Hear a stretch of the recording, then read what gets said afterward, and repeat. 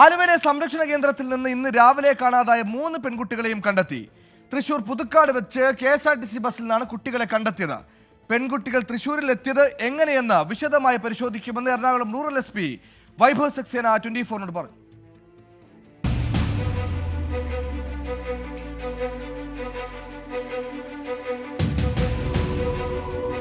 പതിനഞ്ചും 16ഉം 18ഉം വയസ്സുള്ള പെൺകുട്ടികളെയാണ് തോട്ടക്കാട്ടുകരയിൽ പ്രവർത്തിക്കുന്ന സംരക്ഷണ കേന്ദ്രത്തിൽ നിന്ന് ഇന്ന് രാവിലെ കാണാതായത്. പിന്നാലെ ആലുവ പോലീസ് അന്വേഷണം ആരംഭിച്ചു.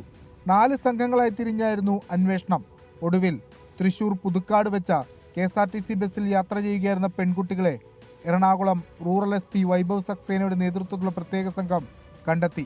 ഇന്ന് രാവിലെ നമുക്ക് റിപ്പോർട്ടായിരുന്ന ഈ മിസ്സിംഗ് കേസ് ഉണ്ടായിരുന്നു. ഒരു മാതൃശക്തി ഒരു ഓർഫനേജിന് ആലുവ ഈസ്റ്റ് പോലീസ് സ്റ്റേഷൻ പരിധിയിൽ നമുക്ക് രാവിലെ ഏകദേശം 6 മണിക്ക് ഇത് റിപ്പോർട്ടായിരുന്നു. ഈ 3 പെൺകുട്ടികൾ അവിടെ നിന്ന് മിസ്സിംഗ് ആയിരുന്നു. സോ ഇതിൻ്റെ ഭാഗമായിട്ട് നമ്മൾ ഉടൻ തന്നെ 4 ടീം ഫോംസ് ചെയ്തു. അത് ഈ റെയിൽവേ അലേർട്ട് KSRTC അലേർട്ട് കൊടുത്തിട്ടുണ്ടായിരുന്നു. കുറേ CCTV ക്യാമറാസ് പരിശോധിച്ചു.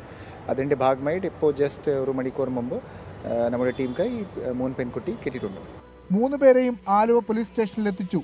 വൈദ്യ പരിശോധനയ്ക്ക് ശേഷം സംരക്ഷണ കേന്ദ്രത്തിലേക്ക് മാറ്റുമെന്നാണ് വിവരം. പുത്തൻവേലിക്കരയിൽ നിന്ന് ഇന്ന് കാണാതായ 2 വിദ്യാർത്ഥിനികളെയും പോലീസ് കണ്ടെത്തിയിട്ടുണ്ട്.